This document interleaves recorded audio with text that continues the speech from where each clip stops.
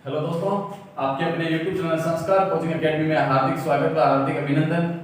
तो अपन part number 1 पढ़ रहे थे, अध्याय नंबर 1। तो उसमें अब आगे का अपन पार्ट नंबर 3 में पढ़ेंगे, चर्चाएं करेंगे किस प्रकार से पढ़ना है। तो अपन जानेंगे रासायनिक अभिक्रिया के प्रकार, यदि रासायनिक अभिक्रिया कितने प्रकार की होती है, रासायनिक अभिक्रिया किस प्रकार से किया जाता है, रासायनिक अभिक्रिया का सरल से सरल तरीका लेके आएंगे और रासायनिक अभिक्रिया को साथ साथ में करेंगे भी। और रासायनिक अभिक्रिया के साथ साथ अपन प्रैक्टिकल के माध्यम से अपने नॉलेज को जानने की कोशिश करेंगे। रासायनिक अभिक्रिया के प्रकार को जानने से पहले अपन पढ़ेंगे रासायनिक अभिक्रिया किस प्रकार से होती है। रासायनिक अभिक्रिया के बारे में अपन जानेंगे। रासायनिक क्रिया के समय परमाणु है जो एक तत्व से दूसरे तत्व में नहीं बदलता है, नहीं परमाणु जो किसी मिश्रण में आता है और न ही मिश्रण से बाहर जाता है। और किसी अभिक्रिया में आपसी आबंध का जुड़ने से और टूटने से ही नए पदार्थ का निर्माण होता है। अतः अब अपन इसी परिभाषा को लिखते हैं। रासायनिक अभिक्रिया से अपन ने पहले समझ लिया। अब रासायनिक अभिक्रिया की थ्योरी है जो आपके सामने लिखी हुई है।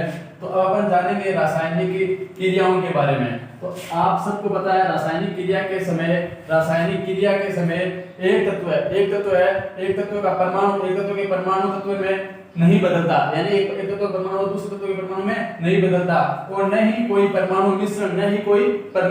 मिश्रण से बाहर जाता है, यानी कोई परमाणु मिश्रण में होता है और उससे बाहर नहीं जाता है। और न ही कोई बाहर वाली चीज है, न ही बाहर से मिश्रण होता है, न ही बाहर से कोई मिश्रण होता है। और किसी रासायनिक अभिक्रिया में परमाणु के आपसी आबंध के टूटने एवं जुड़ने से नए पदार्थ का निर्माण होता है। क्या होता है? नए पदार्थ का निर्माण होता है। किसी पदार्थ का रासायनिक परिवर्तन ही रासायनिक अभिक्रिया कहलाती है। किसी पदार्थ का रासायनिक परिवर्तन ही रासायनिक अभिक्रिया कहलाती है। फिर है रासायनिक अभिक्रिया अभिकारक से उत्पाद बनता है, यानी रासायनिक अभिक्रिया में अभिकारक से ही उत्पाद बनता है। पदार्थ का कुल द्रव्यमान संरक्षित रहता है, यानी पदार्थ होता है उसका कुल द्रव्यमान क्या रहता है? संरक्षित रहता है। अब देखो जानते हैं अपन रासायनिक अभिक्रिया के प्रकार। आपके एनसीईआरटी सिलेबस में रासायनिक अभिक्रियाएं है जो मुख्य रूप से रासायनिक अभिक्रियाएं आपको पता है 4 प्रकार की होती है, लेकिन आपके एनसीईआरटी सिलेबस में 5 प्रकार भी दे रखा है, उपचयन एवं अपचयन। तो रासायनिक अभिक्रिया के अपन जानते हैं 5 प्रकार। तो देखो संयोजन अभिक्रिया दे रखी है एक, फिर 2 नंबर दे रखा है वियोजन अभिक्रिया, फिर 3 नंबर दे रखा है विस्थापन अभिक्रिया, फिर 4 नंबर दे रखा है द्विविस्थापन अभिक्रिया, फिर 5 नंबर दे रखा है उपचयन एवं अपचयन। तो देखो संयोजन अभिक्रिया का एक नाम है, आपको पता है योगात्मक अभिक्रिया भी बोलते हैं। योगात्मक अभिक्रिया और वियोजन अभिक्रिया को आपको पता है, वियोजन अभिक्रिया का भी दूसरा नाम है अपघटन अभिक्रिया।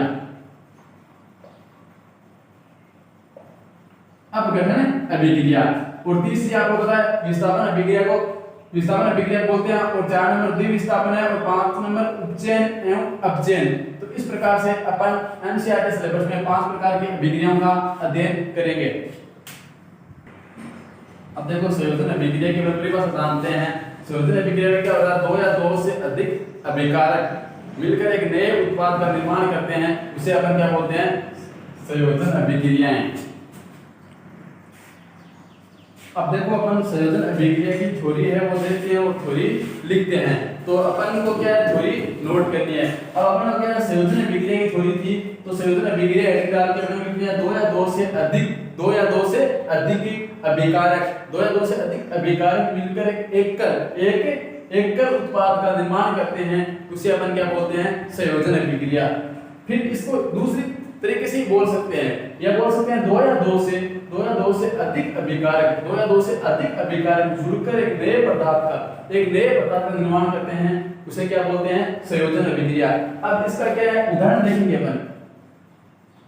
ये अपने पास एक उदाहरण है इसका, तो ये उदाहरण भी अपने को नोट करना है। अब देखो उदाहरण लिखने के बाद अपन क्या करते हैं? अब इसका पूरा है जो प्रैक्टिकल करके देखते हैं। तो चलिए अब अपन टेबल पे चलते हैं और प्रैक्टिकल करते हैं। तो उस प्रयोग करने के लिए अपने को सब सर्वप्रथम 3 चीज़ों की आवश्यकता होती है, यानी जल और बीकर और कैल्शियम ऑक्साइड। तो इन 3 चीज़ों से अपन क्या छोटा सा प्रयोग करते हैं। तो सबसे पहले क्या अपने पास जल होना चाहिए, जल को क्या बोलते हैं H2O। ये देखो अपने पास बीकर है, इसे क्या बोलते हैं बीकर, और इसे आपको पता है जल है H2O। तो और दूसरा है अपने तीसरा कैल्शियम ऑक्साइड। तो इस प्रकार से अपन ने सर्वप्रथम 3 चीजों को ले ली। 3 चीजें आपके सामने 1 2 3, ये 3 चीजों की आवश्यकता होती है प्रयोग करने के लिए। तो सर्वप्रथम क्या करते हैं अपन इस बीकर के अंदर, ये बीकर आपको दिखाई दे रहा है, आपके घर में भी मिल सकता है, इस प्रयोग को आप कर सकते हो टीचर की सहायता से। तो ये बीकर में सर्वप्रथम क्या करेंगे, कैल्शियम ऑक्साइड, यानी कैल्शियम ऑक्साइड को बोलते हैं CaO। तो इसे क्या है अपन इस बीकर के अंदर डालेंगे। तो देखते हैं बीकर के अंदर किस प्रकार से डालते हैं। तो देखो ये मैं CaO है जो यानी कैल्शियम ऑक्साइड, इसे बीकर के अंदर डालता हूं। तो ये अपन ने क्या कर दिया है, बीकर के अंदर डाल दिया है। अब अपन क्या करते हैं, इसे हैं जो जल के अंदर जल है बीकर के अंदर डालते हैं। तो अपन ने जल रखा है, इसे बोलते हैं H2O। तो इसको ऐसे खोलते हैं, फिर क्या है ये बीकर है, बीकर के अंदर यानी कैल्शियम ऑक्साइड है, इसमें अपन जल मिला रहे हैं। तो देखो ये जल है जो किस प्रकार से क्रिया कर रहा है बीकर में। तो ये देखो जल है जो अब कैल्शियम ऑक्साइड है जो इसमें जो बुलबुले हैं वो ऊपर उठ रहे हैं, और ये क्या है गर्म हो रहा है, और जो कैल्शियम ऑक्साइड है वो फूल रहा है, और इससे क्या हीट उत्पन्न हो रही है। आप सबको दिखाई दे रहा है हीट उत्पन्न हो रही है, और ये बुलबुले वगैरह निकल रहे हैं, और ये हीट उत्पन्न कर रहा है और गर्म हो रहा है। देखो बीकर के अंदर अपन ने कैल्शियम ऑक्साइड डाल दिया। अब अपने को क्या करना है, ये जब अपन इस बीकर के अंदर कैल्शियम ऑक्साइड डालते हैं, मानो कोई भी बीकर बड़ा भी हो सकता है छोटा भी हो सकता है, लेकिन जब अपन करते हैं तब ये कैल्शियम ऑक्साइड है अपने को क्या है जल से कम रखना है। कैल्शियम ऑक्साइड को क्या है कम मात्रा में लेना है, और जल है ना कैल्शियम ऑक्साइड है उससे क्या है जल को ज्यादा लेना है। अगर अपन कैल्शियम ऑक्साइड ज्यादा ले ले और जल कम ले ले तो क्या होगा, कई बार ऐसा होता है कि ये बीकर है वो टूट जाता है, क्योंकि उसमें है वो बहुत ज्यादा विकराल रूप ले लेती है और गर्म हो जाती है। गर्म होने से क्या है हीट उत्पन्न होती है, हीट उत्पन्न होने से ये टूटता है। तो इस प्रकार से अपने को इस प्रयोग को करना है। अब देखो अपन ने ये प्रयोग किया था, इसकी अभिक्रिया किस प्रकार से बनती है वो अपन जानते हैं। तो अपन देखते हैं अभिक्रिया के अंदर। तो अपन ने कह लिया था बिना बुझा हुआ चूना यानी CaO, यानी S क्या है अपने सॉलिड है, सॉलिड प्राप्त लिया था अपन ने। फिर उसको क्या जल के साथ अभिक्रिया करवाई थी यानी H2O, यानी लिक्विड, जल को क्या बोलते हैं लिक्विड। तो बिना बुझा हुए चूने के अंदर क्या अपन ने पानी मिलाया था, तो उससे अभिक्रिया होती है CaOH को बोलते हैं होल्ड टू वाइज। फिर यानी एक ये अपना एक Q है, इसको क्या बोलते हैं जलीय विलयन, यानी ये इक्वस है।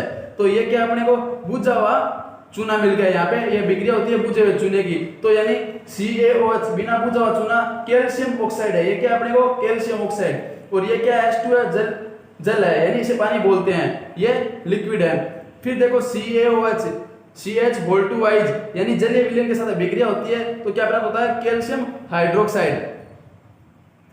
इसके चारों ओर से क्या है उष्मा निकल रही है। तो आप देख रहे हैं इसके चारों ओर से क्या निकल रही है, उष्मा निकल रही है। और देखो यहाँ पे अपन ने क्या प्लस में क्या दिखा दी, उष्मा दिखा दी है। अब देखो इस अभिक्रिया में क्या है, कैल्शियम ऑक्साइड तथा जल मिलकर एकल उत्पाद कैल्शियम हाइड्रोक्साइड ये हो रहा ना कैल्शियम हाइड्रोक्साइड बनाती है। ऐसी अभिक्रिया जिसमें दो या दो से अधिक अभिकारक मिलकर एकल उत्पाद का निर्माण करते हैं उसे संयोजन अभिक्रिया कहते हैं। अतः आप बताइए अभिक्रिया किस प्रकार की है, संयोजन अभिक्रिया है। आप सबको पता है ये अभिक्रिया है जो संयोजन अभिक्रिया का उपयोग है जो निर्मित बुझे हुए चूने का विलयन है, उसका उपयोग अपन दीवारों को सफेद करने के लिए करते हैं। अपन दीवार सफेद करते हैं, इस प्रकार से इस विलयन के माध्यम से दीवार सफेद करते हैं। तो अब देखते हैं दीवारों की सफेदी किस प्रकार से होती है, वह आगे की अभिक्रिया देखते हैं। अब देखो अपन कैल्शियम हाइड्रोक्साइड को क्या वायु में उपस्थित कार्बन डाइऑक्साइड के साथ, यानी कैल्शियम हाइड्रोक्साइड है, इसको वायु में उपस्थित कार्बन डाइऑक्साइड के साथ धीमी गति से अभिक्रिया करके दीवारों पर कैल्शियम कार्बोनेट के साथ अभिक्रिया कराते हैं। तो कैल्शियम कार्बोनेट की एक पतली परत बना देती है, यानी एक पतली परत बन जाती है, और सफेदी करने के 2-3 दिन बाद वह 2-3 दिन बाद कैल्शियम कार्बोनेट का निर्माण, कैल्शियम कार्बोनेट का क्या है, कैल्शियम कार्बोनेट का निर्माण होता है और उसके बाद दीवारों पे चमक आ जाती है, यानी वो दीवारें हैं वो चमकने लग जाती है।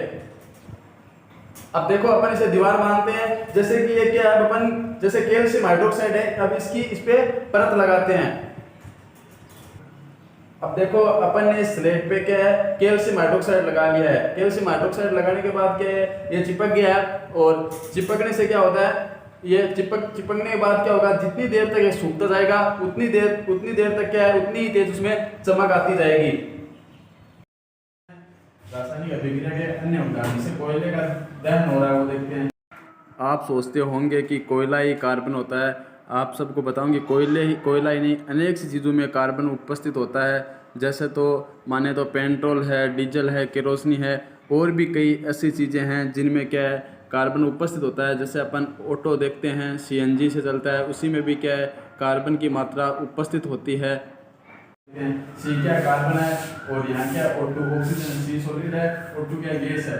तो अपन जब CO2 गैस को कार्बन को ऑक्सीजन के साथ जलाते हैं तो अपने को क्या प्राप्त होता है, उष्मा प्राप्त होता है और उसके साथ ही प्रकाश। अगर अपन जला के चेक करते हैं तो अपने को उष्मा व प्रकाश प्राप्त होती है। तो इसी क्रम में जल का निर्माण देखते हैं, यानी ये दे रखा 2H2O गैस है ये, और O2 भी क्या है, गैस है। तो इसका जल का निर्माण होता है तो 2H2O ये हो जाएगा लिक्विड।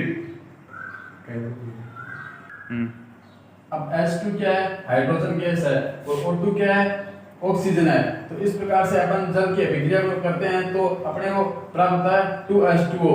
तो इसी प्रकार से अपने जल का निर्माण की अभिक्रिया को देखा।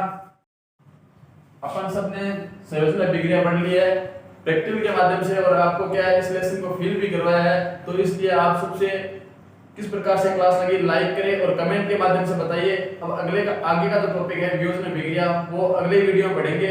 और आज की जो अपनी क्लास है वो यही समाप्त करते हैं। तो आप सबसे निवेदन है अपने इस YouTube चैनल को शेयर करें एंड सब्सक्राइब करें। तो इसी प्रकार की तमाम क्लासों को आप आगे देखने के लिए चैनल को सब्सक्राइब करके रखिए और बेल आइकन दबाना ना भूलें। धन्यवाद दोस्तों।